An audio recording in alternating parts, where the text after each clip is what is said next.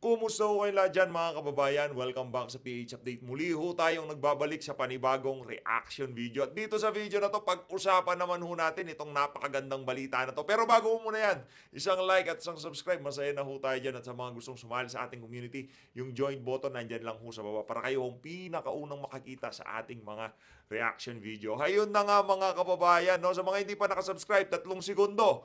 1, 2, 3. Maraming salamat ho sa mga nag-subscribe. Ayun na nga, wala na hong maraming Cheche Bureche. Ika nga, umpisa na ho natin to. More than 5 senators, have so far signifies their intent to increase the 2025 funding of the Office of the Vice President, OVP, at least according to Sen. Joel Villanueva. Palakpakan ho tayo mga kababayan. Napakagandang balita ho yan mga kababayan. Pahiya na naman ho ang mga aso ni Tambaluslog dito sa balita na to. Paano ba naman ho kasi dyan lang ho sa House of Representative na talagang gumugusto sila na tanggalan o actually tinapyasan na ho yung proposed budget nila para sa OBP. Nasa 733 million na lang ho. Ano pang matatrabaho ng Office of the Vice President kung yun lang ang pondong igagawad sa kanila. Kaya para dyan, isa kong masigabong palakpakan para dito kay Senator Joel Villanueva. Palakpakan ho natin. Napakagandang balita ho nito. Maraming matutuwa sa ating mga kababayan dyan sa balita na yan. Villanueva says over 5 senators wants hike in OVP budget. Napakagandang balita niyan. Sino ho ba yung mga na to? Sino ho ba yung mga senador na to? Sino ho ba tong mga to? Ito mga kababayan, ito yung posibleng 5. Maigit daw ho sa 5. So, ito ho siguro yung mga posibleng 5. Ika nga. Itong si Senator Bato de la Rosa, Senator Jinggoy Estrada, Senator Wing Gatchalian, Senator Bongo, at itong si Senator Joel Villanueva. Palakpakan ho natin itong mga magigiting na senador na to na hindi nagpadala sa mga kabalintunahan na nangyayari dyan sa House of Representatives. Ngayon, ito hong iiwan ko ho sa inyo dito sa napakagandang balita na to. Kung itong mga senador na to naglabas ng saloobin, nagpakita ng kagustuhan na palakihin o taasan ang pondo para dito sa Office of the Vice President. Kung kayo ho ay naniniwala sa mga naratibo na pinapakalat nila dyan sa House of Representatives, nag-issue ganito OVP, ganyan ang OVP, magdalawang isip ho kayo. Baka kayo ho ay napapasama sa panluloko na ginagawa ng mga tao dyan sa House of Representatives. Kasi ho mga kababayan, hindi naman ho tanga itong mga senador na nabanggit natin. Mahigit sa 5 hindi pa ho yan. Kumbaga, yan lang ho siguro yung sigurado. Pero yung iba wala pa dyan. No? Wala pa dyan yung sila. Sino pa bang wala dyan? Meron pa ba tayong mapagkakatiwalaan maliban sa mga yan? Si Grace po, hindi natin mapagkakatiwalaan. Senator Robin Padilla, wala pa ho siya dyan. No? Siyempre, yan Senator Robin, sure ball na ho yan. Si Tolentino, malamang sa malamang, meron pa namang katiting na hiyayan, di ba? Maiintindihan nila kung tataasan ang budget ng Office of the Vice President. Hindi ho para kay BP yun. Para ho yun sa mga ordinaryong Pilipino na lumalapit sa tanggapan ng Office of the Vice President. Ayun na nga mga kababayan, sana natuwa ho kayo dyan sa ating balita na yan dahil panigurado, hindi na naman ho kayo matutuwa. Pagka nakikita niyo, mga kasama natin dito sa PH Update, pagka nakikita ho itong si Joel Chua, nag-iiba ho yung anyo ng mga kasama. Paano ba naman napakahuwag kasi nitong mama? Game. Diyan na ho natin. Rekta na.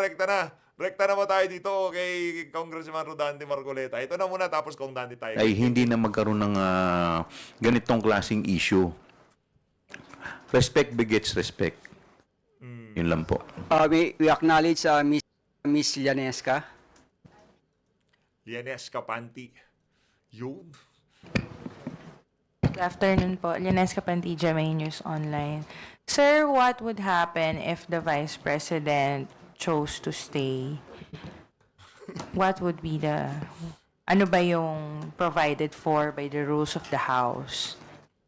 Given such, in the event that there is a defiance on the part of the Vice President. Wala pong Eto, pakinggan nyo ho muna tong simulat Kasi pagkatapos ng video natin na to, itutuloy natin yung kay Vice President sa... Pag nakikita ko, parang si Anong pangalan nun? Yung si Butchikik, kamukha mo. Anong pangalan nun? Yung kumakanta na Butchikik, kamukha mo siya ni Butchikik. Nakasaad doon sa House dahil nga po nung sa rules natin dahil nga I believe the House rules was made with the principle na tayo mga Pilipino ang pinaka most hospitable na mga mamamayan sa buong mundo na kaya po kung ano lang yung i-request sa atin pinagbibigyan naman natin. So hindi ho na-cover yun kung ano ho yung gagawin. At ngayon nga po is kung gamitin itong pagkakataon na to para ipaabot yung pakiusap na rin po ng mga security Galingan mo makiusap, Brad. Galingan mo makiusap kayo. ng ating pangalawang Pangulo na kung maaari nga po, sinasabi ho ni Chairman kanina, pwede naman mong dumalaw bukas. Huwag na lang ho mag-stay dito sa gabi. Dahil alam niyo yung gabi, talagang kailangan doblehin natin yung security dahil pangalawang Pangulo nga po ito. So kagabi po is medyo marami-rami ho yung nag-overtime. Dadagdagan Trabaho nyo yan. Pakialam namin. Mag-overtime kayo dyan. Wala kami pakialam. Diyan kayo matulog. Bantayan nyo si BP. Baka anong mangyari sa akin. Tuloy natin. ko lang po yung sagot Kasi ni sige, Sir, no, ni Sergeant at Arms, na kung gusto po niya ng much longer time, siguro po pwede naman po siyang mag-request ng extension. So sa ako tingin ko naman po, kung reasonable naman po, yung extension na hihingin, another hour or two to the max, wala naman po, pagbibigyan naman po natin. Pero sana naman po, wag naman po niya isagad kasi po it will, parang hindi po magandang precedent. Otherwise, President. Ano pinagsasabi ng President? Hindi aalis dyan si BP. Tanggapin nyo na katotohanan hanggang New Year na siya. Makiusap kayo hanggang gusto nyo. Pero hindi aalis dyan si Vice President. Dyan na siya. Di ba gusto nyo i-contempt yung mga tauhan niya? I-contempt nyo lang. Contempt lang ng contempt. Dyan sila magpapasko at mag-New Year. Walang problema kay BP. sasabihin po na meron po tayong Ginusto niya yan pinapaboran dito. Porke po ba pangalawang Pangulo, pinapayagan Siyempre. ninyo? E paano Dapat paboran nyo. Iba yun eh. 32 million yung bumoto dyan eh. Yung mandato ng 32 million ng Pilipino, yun ang tignan nyo. Pagka, ganito ito tip ko lang sa'yo, Joel Chua. Pag nakikita nyo si BP Sara, isipin nyo, yung 32 milyong Pilipino. Pagka nakikita nyo pagmumukha niya, yung ali na yan, 32 million yan. Ganun lang. Panigurado, mahihimas-masang kayo sa mga kahibangan nyo. naman yung mga maliliit na tao? Yung mga ordinaryo na nakukulong po dito, hindi namin. Siyempre, ang batas naman po natin dapat pantay-pantay. Ini-implement po natin yan. Nakapwesto ka po o hindi. Dapat ang pag-i-implement po niyan, pantay-pantay. Huwag po sanang sasama ang loob ni Wala Vice naman President sa ating mga staff, mga ordinaryong tao Wala namang sumasama ang loob. Paalisin. lang po Paalisin. yan. Sila po ay nagpapatupad lamang ng kanilang tungkulin. Next question will be from Miss Ria Camille at TV5, then followed by Vic Sumintak. Hi, sir. It's Ria Fernandez, TV5 po. In normal circumstances, when is the visiting hours? What time? Every when? And under normal circumstances, it's 8 to 11 in the morning and 1 o'clock in the afternoon until 5 during non-working days, or maybe in our case, Thursday. But during session days, we allow it until 7 p.m. That's the latest. Pero as much as possible, we would like to keep it at 5 p.m.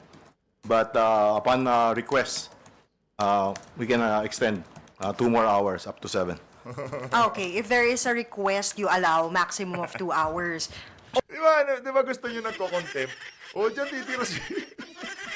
Only Monday to Thursday, no Friday, no weekends. Weekends, we do allow, except Sundays.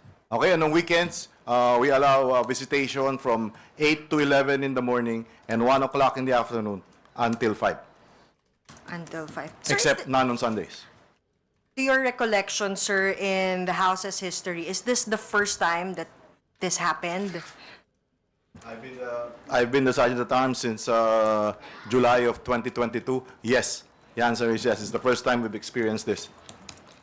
Until now, as we speak, sir, the Vice President... Akala ko pa naman, 19 ganito, 1989, 2022 ka pa lang pala dyan eh. Ito talaga si Butchiki ko. Akala ko pa lang, tagal-tagal mo na dyan kung makapagsalita ka eh. Kailan ka lang pala dyan eh. is still in the office of Congressman Duterte. Before coming here, she was still at the detention facility together with Attorney Lopez. I would have to check if she's still there, and I'll get back to you. Okay po. Kong Joel, are we considering going to the office of Kong Duterte to personally appeal to the Vice President and relay yung ating concerns, Wala. most especially na it will entail a lot of security Inaayos if yung she will remain defiant or she will be defiant? Well, siguro mami, pag-uusapan muna namin ni Sergeant at times what is best, no? But ako siguro naman, tayo naman mga reasonable tao tayo eh. 'Di ba? Lahat naman po tayo dito, lingkod bayan. So, ang trabaho po natin bilang lingkod bayan ay sumunod sa batas at magpatupad ng batas. Hindi yun. Hindi nyo matatrabaho si Zulaika. Hindi nyo siya makakausap. Hindi nyo siya masasolo. Kaya gusto nyo umalis dyan si VP. Duray. Eh kung tayo po mismo hindi susunod sa batas, eh paano pa natin ipatutupad ang mga batas? Pero halimbawa po, kunwari po, you want to set limits already to the visit po. Meron po ba tayong parang ano ba penalty for And someone? ma'am, to cut you Yeah, okay, go ahead. short, no? Dapat pa bang sabihin na sumunod sa batas? Ang ating pangalawang pangulo, Anong ang batas? ating pong pangalawang pangulo ay isang Anong batas? abogada. Taka ka ba? Anong Oh, batas? siya po ay pangalawa sa pinakamataas hindi. na opisyal ng ating bansa. Nag-oath. Teka. Anong batas, Brad? Anong batas na sinasabi mo? Congressman kapatid niya. Sabi nung kapatid niya, sige tol, gamitin mo yung opisina ko. Hanggang gusto mo. Walang problema yan, di ba? Anong batas sinasabi mo, po Brad? kami ng aming panunungkulan na kami po ay susunod sa alituntunin. So sa tingin ko naman po, magiging reasonable naman po ang ating pangalawang pangulo at sa tingin ko naman po ay alam naman din po niya kung ano po ang dapat niyang gawin at alituntunin po dito. Okay, sir. Sir, balikan ko lang yung tanong ko. Halimbawa, may isang tao na visitor and ayaw niya sumunod doon sa visiting hours na sinet po ng house. Meron po bang karampatang parusa yun? Wala akong penalty clause yung ating Walang penalty clause na pinagsasabi niyo dyan. guidelines as to yung security protocol as regards yung detention facility. Ang tingin naman mo namin, hindi nakakailangan yung ano na yun, nakamakarating pa tayo dun sa magkapataw pa tayo ng parusa. Dahil lang sabi ko nga, hospitable tayo, ang kailangan lang is magpaalam at tayo naman na yung mag-uusap. At malamang, mas madalas nga yung pinapayagan natin kaysa yung hindi. So hindi ho tayo makakarating dun sa kailangan pumataw dahil yung sa experience ko, yung mga napakiusapan ho namin na sumusunod naman po. Sir, very last from my end, to Kong Joel po. A couple of days ago, sinabi po ng VP na parang yung mga nangyayari sa staff niya, naapektuhan sila, no, nadadamay sila because of the political persecution sa kanya. Naku. What's your reaction to that? Ito po ginagawa namin, trabaho lang po namin to eh. At meron pong ni-refer po sa ating committee. Ito po inaksyonan po natin. At ang pinag-uusapan po natin dito ay pera po ng bayan. So, wala naman po akong nakikita dito na politika. Ang nakikita ko po dito ay may pera pong nawawala, may mga questionable po na transaksyon. At siguro po, ang tanging makakapagbigay linaw lamang po dito ay ang ating pangalawang pangulo at yung kanyang mga staff. Brad, sabihan mo muna yung isang kasama mo dyan sa House of Representatives. Magbayad muna ng 9 million. After Big Sumintak, dalawang questions na lang po. Salamat. Sir, good afternoon. Just a clarification. Kong Joel, what if the Vice President opt to stay gaya ng kanyang ginawa last night, even without the electric supply in the office of Congressman Pulong? Ramdam Then, na rin kung ano na to, reporter Anong na to, ah. gagawin? Alam Eh, na niya. trabaho po yan ng ating Sergeant at Arms. Kayang-kaya na po ni Mr. Sergeant at Arms yan. Naku. Wala. Pero sana wag na po niyang pahirapan dahil sumusunod lang po. Uulitin ko po ang pakiusap ko na ang ating pong mga empleyado dito, kasama na po dito ang ating Sergeant at Arms, ay ginagawa lamang po nila ang kanilang tungkulin at trabaho. Sana po sumunod po tayo sa mga patakaran dahil ito po ay pagpapakita lamang ng respeto sa institusyon. Yung. Our next question from UNTV. Hi, sir. Good afternoon. Just a clarification. Yung President or Vice President asked to stay with Attorney Lopez inside. But I just want to get or to know what were the specific reasons given by the Vice President, if any. Kasi kung ano lang ba, gusto lang ba niya pumasok, may reason ba siyang binigay, particular, kung bakit gusto niya pong makasama yung kanyang Chief of Staff? Thank you.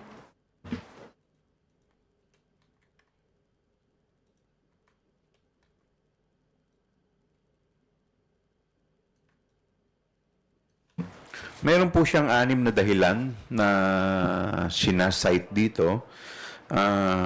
For humanitarian reasons, I request for consideration of her situation given the following circumstances. Number 1, as you may have already noticed during her appearance in the committee hearing yesterday, she has persistent and chronic back problem that often further results in migraines. Number 2, she has expressed since yesterday that she is nauseous and lightheaded. Ano na ho tayo? Re-rekta na ho tayo kay Congressman Rodante Marcoleta. To make the story short, hindi ho nila napaalis. At dyan na ho siya titira. Dyan sa House of Representative. Kay Kong Dante na ho tayo. Kong Dante tayo. Game. Eto na ho, rekta tayo. Nagawa Game. lang naman ng Kongreso yung kanilang trabaho eh. Hindi nga yun ang trabaho, Jen. In aid of legislation ka nga eh. Uulit-ulitin natin sa kanila para sakali, hanggang sa kahuli-huli ang pagkakataon, gumising sila sa katotohanan. Kasi ibang ako, nagagalit pa sa atin. Kayong tatlo eh. Sinasagkaan nyo yung malaman ng taong bayan na katotohanan, sabi nila. Ano ang purpose at sila ngayon ay dumadako sa gawain ng COA? Anong legislative purpose? Gusto ba nilang palitan o amyendahan yung mga tuntunin ng COA? Yan ang itanong mo sa kanila. Ano isasagot nila? Kasi, pumupunta na kayo sa gawain ng COA eh. Ang ating bang objective, ang layunin ba natin? Kasi nga, in aid of legislation, gagawa ba tayo ng batas para palitan natin yung mga tuntunin na nakalatag na ginawa ng COA? Yun ba? Pag sumagot siya ng yes, Aba. o talagang papunta na sila sa kumunoy. Bakit kamo? Sa ating saligang batas dyan, ang pwede lang gumawa ng tuntunin kung pag-uusap, pag-audit, pag-account, Opo. COA lang at wala nang iba. Wala nang iba. O saan papasok ngayon yung good government? Saan papasok yung komite? Nag-e-epal lang Hindi talaga masasagot sila. yun eh. Kumbaga. Wala po, Kong. Ba't ba naman daw kasi sabi nila, ito Kong, ito lumalabas pa po ito sa social media. Ba't ba naman kasi ang mga ginagamit na pangalan, yung mga kahina-hinala? May bantakin mo, Kokoy Villamin. Tapos ang isa naman Mary Grace Piatos. Pangalan pa lang anya eh. Mukhang fictitious na, dubious na, Kong eh. O gawain nyo ng COA. Kawa mag-imbis. Kaya-kaya ng COA yun. Di ba? Meron pang isang motion kahapon. Hindi ko alam kung sino nag-motion. Tumawag na tayo ng mga sign language, yung sign, yung taga-pirma. Expert. Sign expert. NBI, PNP, PSA, para imbestigahan kung sino ba talagang gumagamit ng mga pangalang Sino ito. pumirma doon? Sino pumirma ito.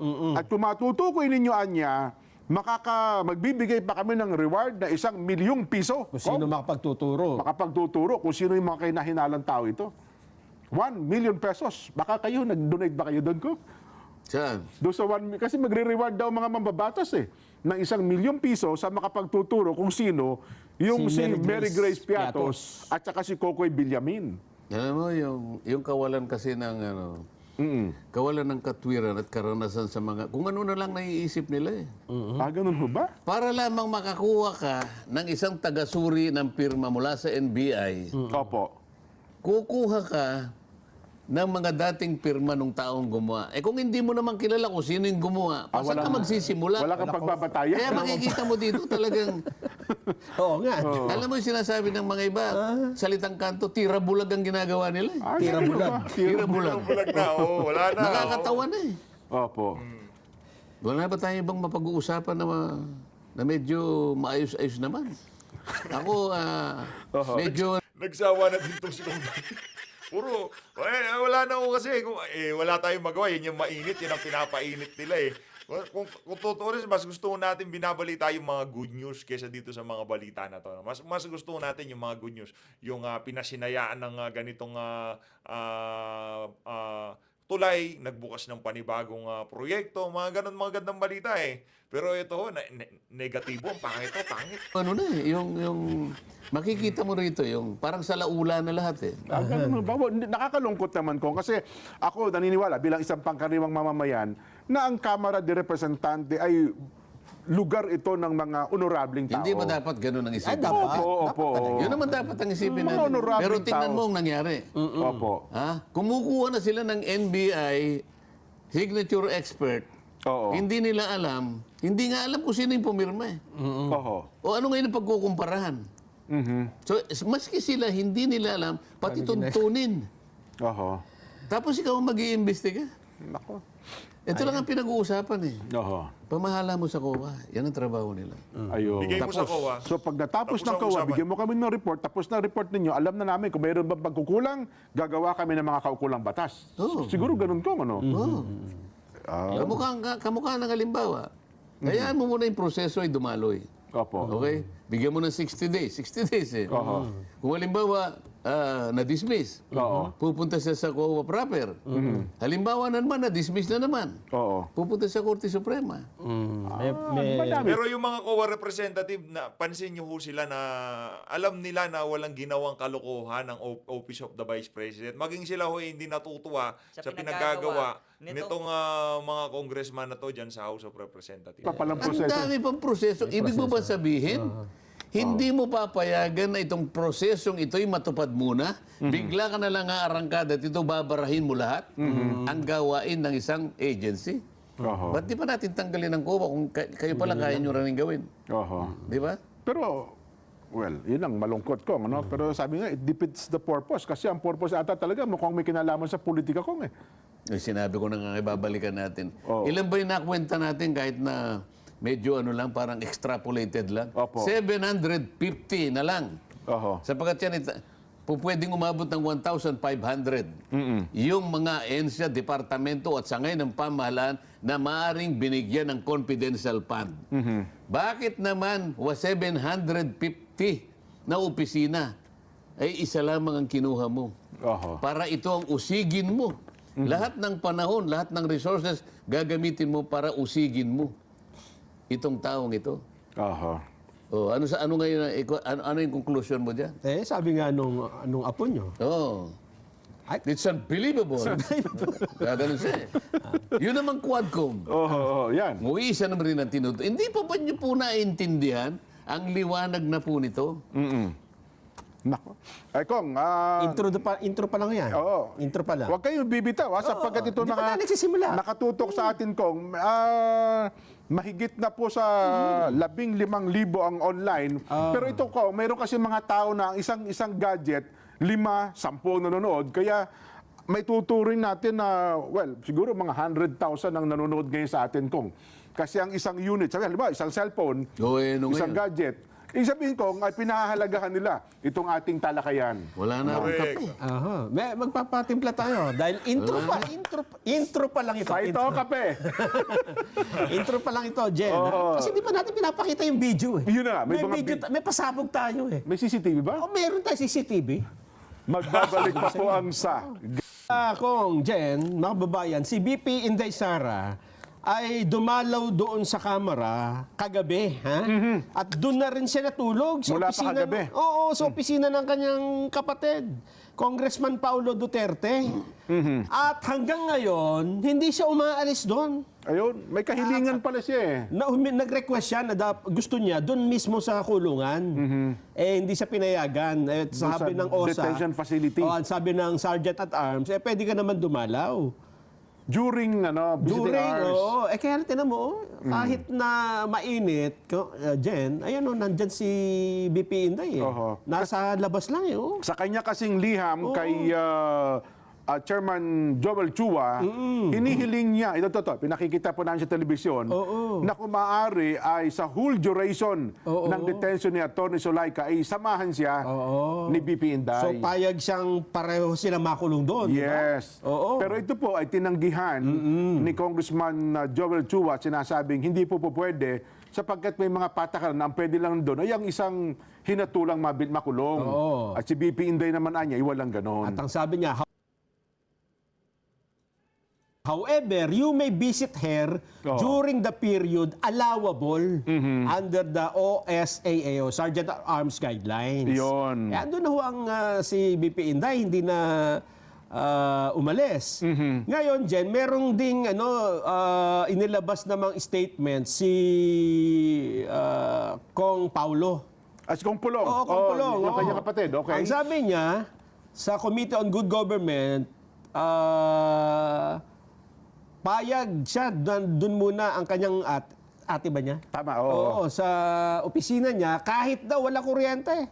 Kahit wag nyo nang bigyan ng aircon. Ganon. Oo. Bakit? Kasi kung kuryente, pag-uusapan eh.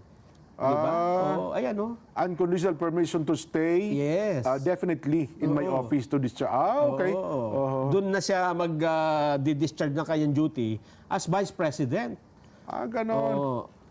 Kindly also note that she is amenable to stay in this representation's office even without electricity and running water.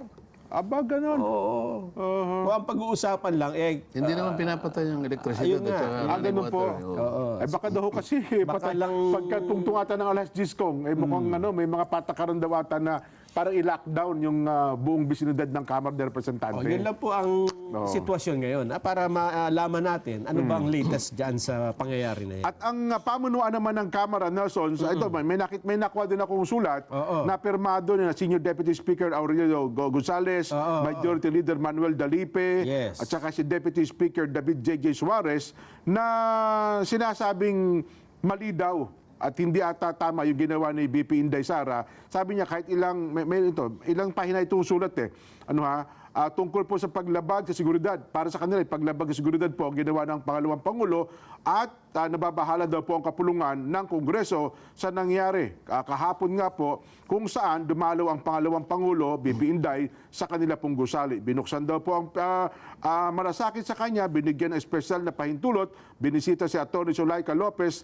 nakasalukuyan po na sa kanilang kusudiya kahit lagpas na sa regular na oras ng pagbisita. Pero pagkatapos daw po ng pagbisita, alas 10 ng gabi, hindi na siya umalis. Sa halip daw po ay nagtuloy sa opisina ng kanyang kapatid na si Congressman Pulong Duterte at doon daw po ay nanatili. And so on and so forth. Mukhang ang pakiusap nila ay umuwi na at hindi daw po yun. Sa tingin ho natin, hindi na siya umuwi, di ba? Ngayong mga oras na to, nandiyan pa rin si VP Sara, diyan sa Batasan Complex. As always, maraming salamat to sa pagsuporta sa PH Update. Mag-ingat ho kayo lahat. Malinat ng Pilipinas.